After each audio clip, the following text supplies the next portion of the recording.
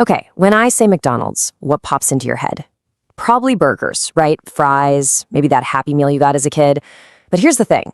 What if I told you that the entire story you think you know about McDonald's, who founded it, what they really sell, is basically a lie? Yeah, we're gonna peel back the curtain on this one. So let this sink in for a second. This is from McDonald's own former chief financial officer. We are not technically in the food business. We are in the real estate business. Whoa, that one sentence. It's the key. It's the thing that unlocks the entire secret behind their massive global empire. And once you get it, you will never look at those golden arches the same way again. So yeah, that's the billion-dollar question, isn't it? How on earth does a place that sells burgers and fries become one of the biggest landlords on the planet? Well, to figure that out, we have to start at the beginning and bust the biggest myth of all, the story of who actually created McDonald's. Right, the founder myth. Everybody thinks of one guy, Ray Kroc, the visionary, the genius behind it all. Except he wasn't. He didn't found a thing. The real story you'll see is a lot darker. It's really a story about a stolen dream. See, the real pioneers were these two brothers, Richard and Maurice McDonald. Back in 1948, these guys did something totally revolutionary. They looked at the slow, clunky diner model and basically threw it in the trash. They came up with something called the Speedy system. Imagine a car factory assembly line, but for burgers. It was all about one thing, speed. And that system, it literally became the blueprint for every single fast food chain that came after. And here's where the timeline gets crazy fast. So it's 1954. Ray Kroc is this milkshake machine salesman, and he's not doing so hot. He shows up at the McDonald Brothers restaurant and his jaw just hits the floor. He's never seen anything so efficient. So he gets in with them, starts franchising the concept, but within just 7 years, he's figured out a way to buy them out completely. And this is the truly brutal part of the whole deal. The buyout contract actually forced Richard and Maurice to take their own name off their original restaurant. Can you imagine that? So Ray Kroc goes on to build this multi-billion-dollar empire using their name and their system, while the guys who actually invented it were basically erased from history.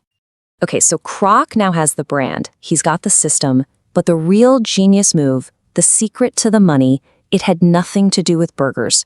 It was all about the land. So let's circle back to that quote from the beginning and break down how this whole real estate thing actually works. Now, have a look at where their money actually comes from. Yeah, they make money selling food, sure, but look at that huge slice of the pie. A massive 40% of their revenue comes from rent and fees. They collect this from the people who own the franchise restaurants. So you got to understand, McDonald's Corporation isn't your burger joint. It's your landlord. And they're getting paid before a single patty even hits the grill. And here's why that landlord model is just pure genius from a business perspective. Look at the profit margins. The money they make from rent and fees, an incredible 80% profit margin. The money from actually selling food, just 15%. See the difference?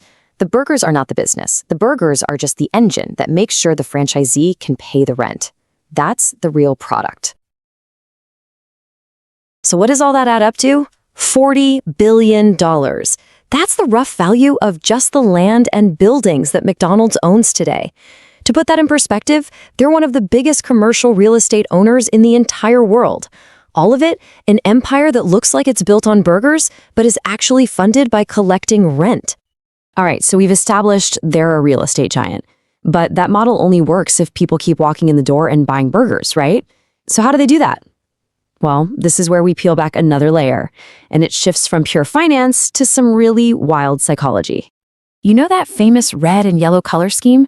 It's not just bright and cheerful. It's a very deliberate psychological weapon. The red, it's been shown to increase your heart rate and stimulate your appetite. It creates a sense of urgency. The yellow, that's the most visible color in daylight. It grabs your attention and triggers feelings of happiness. You put them together and what do you get? A subconscious command to feel hungry, happy, and kind of rushed. The goal is to get you in, get you to eat fast, and get you out so the next person can take your spot. Okay, and if you think the color stuff is weird, you might want to sit down for this one, the golden arches. According to the original design consultant, who was a psychologist, by the way, the arches were designed to subconsciously represent Well, Mother McDonald's breasts. Yup, the idea was to create this deep-seated craving for comfort and nourishment.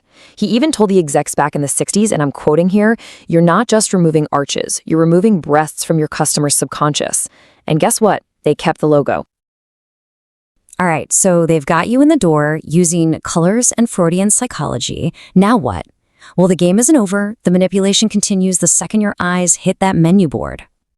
You might think you're making a free choice, but that menu is a battlefield, and it's designed for you to lose. They use a bunch of tricks. First, the anchor. They put a really expensive item right at the top so everything else looks cheaper by comparison.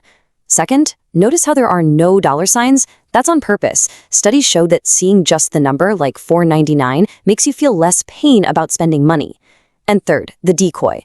That medium-sized drink or fries, it's often priced just a little bit less than the large, making the large seem like a way better deal. And it works. And these aren't just old-school tricks. Now they're supercharged with technology.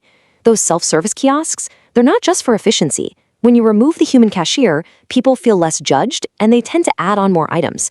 And that mobile app on your phone, it's not just for getting your deals. It's tracking every single thing you buy, learning your habits, so it can send you a perfectly targeted offer at the exact moment you're most likely to give in. So let's put all the pieces together.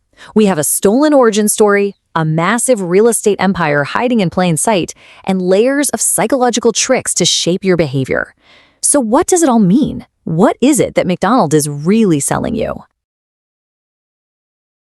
And this is maybe the biggest secret of them all.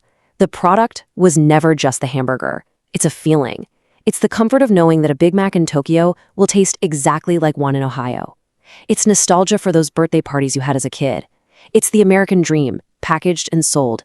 The food is just the delivery system for a carefully manufactured piece of culture. So let's just recap the big deceptions we've uncovered. Myth number 1, McDonald's is a burger company. The reality? It's a real estate empire. Myth number 2, Ray Kroc was the genius founder. The reality? The McDonald brothers were the innovators, and Kroc was the ruthless businessman who took their idea global. And myth number 3, you choose what you want to eat. The reality? Your choices are being subtly engineered from the moment you see the logo. I'm loving it. It's one of the most successful slogans in history, right? But now that you know about the real estate empire hiding behind the counter and the psychological tricks built into the very colors and menu, it kind of makes you stop and think, doesn't it? When you're loving it, how much of that